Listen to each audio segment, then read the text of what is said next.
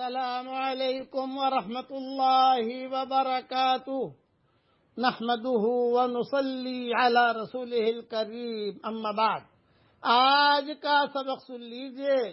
آج کے سبق کی سرخی ہے رمضان کی فضیلت، پارٹ نمبر 11۔ قرآن شریف کی تلاوت رمضان المبارک کے مہینے میں بہت کرنی ہے، بہت اہتمام سے قرآن پڑھنا ہے۔ تلاوت کی سعادت مندی یہ ہے کہ تلاوت یہ خاص عطیہ ہے ہم لوگوں کے لیے، انسانوں کے لیے۔ فرشتوں میں صرف حضرت جبریل علیہ السلام کی سعادت عطا ہوئی کہ وہ قرآن پاک کی تلاوت کر سکتے تھے، کیونکہ ان کو کلام الہی پہنچانا تھا۔ باقی فرشتے قرآن نہیں پڑھ سکتے۔ ہاں، پڑھنے کی سعادت اللہ تعالیٰ نے انسانوں کو عطا فرمائی ہے۔ اسی لیے انسان جب بھی قرآن پڑھتا ہے تو قرآن سننے کے لیے بہت بڑی تعداد میں فرشتے آسمان سے اتر آتے ہیں، اور پڑھنے والے کے سر سے لے کر مجمع لگتے لگتے لگتے آسمانوں تک اس کا مینارہ بن جاتا ہے، آسمانوں تک چلے جاتے ہیں، اور تلاوت کرنے والے کے اس قدر قریب ہو جاتے ہیں کہ شوق میں پڑھنے والے کے ہونٹ پر اپنے ہونٹ کو رکھ دیتے ہیں۔ گویا یوں کہہ سکتے ہیں کہ قرآن پڑھنے والے کو فرشتہ بوسہ دیتے ہیں۔ یہی وجہ ہے کہ فرشتوں کے سامنے جب قرآن مجید کی آیت آئی تو انہوں نے کہا، خوش نصیب ہے وہ لوگ، خوش نصیب ہے وہ لوگ جن پر یہ قرآن اتارا جائے گا اور جن کو اس کے پڑھنے کی سعادت نصیب ہوگی۔ اللہ جل جلالہ عما نوالہ نے ہم عاجز مسکینوں پر کتنا بڑا کرم فرمایا ہے۔ قرآن شریف فرشتے عام طور سے فرشتے نہیں پڑھ سکتے ہیں، صرف جبریل نے پڑھا ہے۔ اس میں علماء کا بہت اختلاف ہے۔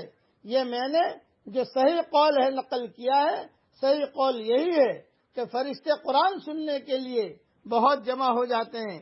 اس لیے میرا ایک جملہ یاد رکھنا، جس سے اللہ محبت کرتا ہے اسے قرآن شریف پڑھنے کی توفیق دیتا ہے، اور جس سے اللہ محبت نہیں کرتا اسے قرآن شریف پڑھنے کی توفیق نہیں دیتا۔ قرآن شریف یہ اللہ کی کتاب بھی ہے اور یہ اللہ کا کلام بھی ہے۔ کنز العمال کی حدیث میں ہے، حدیث نمبر 2326 میں ہے کہ قرآن پاک سے برکت حاصل کرو، یہ اللہ کا کلام ہے، اس کی ذات سے نکلا ہے۔ تو قرآن کے کلام باری ہونے کی وجہ سے تلاوت کرنے والے کو اللہ تعالیٰ کے ساتھ ایک مشابہت ہو جاتی ہے کہ اللہ نے بھی اس کلام کو پڑھا، آج ہم بھی اس کلام کو پڑھ رہے ہیں۔ کتنی بڑی مناسبت ہے۔ دوسری بات یہ، ہماری شریعت میں 2 نیکیاں ہیں جو حشر کے میدان میں سفارش کرے گی، ایک روزہ اور ایک قرآن۔ مشکوٰۃ شریف میں یہ حدیث ہے، حدیث نمبر 1963۔ اسی لیے فرمایا کہ یہ قرآن کی طرح روزہ بھی روزہ دار کے حق میں سفارش کرے گا۔ قیامت کے دن قرآن مجید بھی اپنے پڑھنے والے کی سفارش کرے گا، اور روزہ بھی روزہ رکھنے والے کی سفارش کرے گا۔ اس لیے مہینہ آ رہا ہے، اس کی قدر کرو۔ کچھ پتہ نہیں آئندہ سال یہ مہینہ ہمیں ملتا ہے کہ نہیں ملتا۔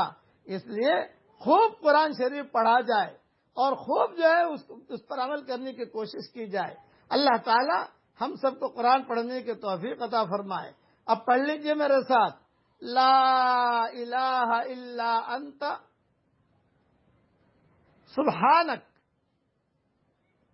انی کنت من الظالمین۔ یہ جملہ جو ہے 3 in 1 ہے، اس میں توحید بھی ہے، اس میں تسبیح بھی ہے، اور اس میں استغفار بھی ہے۔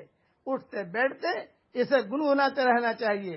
اور میں آخر وداعی نصیحت کرتا ہوں کہ مائیں بہنیں کھانا پکانے میں زیادہ اپنا وقت ضائع نہ کریں۔ غروب سے آدھا گھنٹہ پہلے کچن بند ہو جانا چاہیے اور دسترخوان پر بیٹھ جانا چاہیے۔ جو فارغ ہونا ہے غروب سے آدھا گھنٹہ پہلے فارغ ہو جائیے آپ، اور یہ وقت کو ضائع نہیں کیجیے۔